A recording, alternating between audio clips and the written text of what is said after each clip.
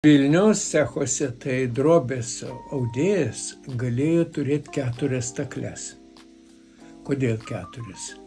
Ogi dukros ir žmona jam galėjo, bet samdyt moterį austi jis neturėjo teisės. Cecho statutas draudė. Statutas viską reglamentuodavo, kas su amatu susiję. Audėjai, pavyzdžiui, labai dažnai rinkdavosi į susirinkimus cecho.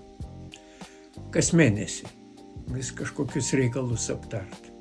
Labai prižiūrėdavo, kad, gėdos nepadarytų meistras cechui, kad jis visur padoriai elgtųsi. Ir net susirinkimo metu, pameistriams, pavyzdžiui, parašytos taisyklės, kad negalima alkūnėmis stalo ramstyti, neduok dieve alų išliet ant stalo. Ir cecho seniūno žodį negali pertraukti ir cecho seniūną reikia gerbti.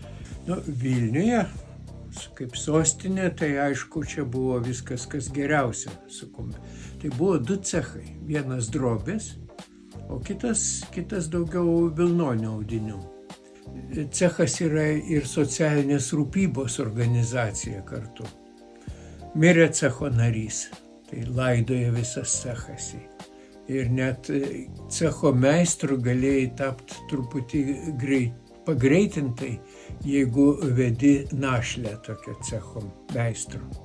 Mokinio ir pameistro laikotarpis, kiek jis turi išbūti, jis buvo šiek tiek trumpesnis negi kitose cechuose.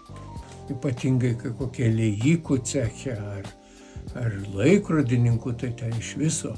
Ir stažuotė būdavo trumpesnė pameistrio, metai laiko. Čia pas vietinius meistrus ir metai laiko dažniausiai į Lenkiją važiuodavo. Cechų daug ir buvo galima pasimokyti iš jų.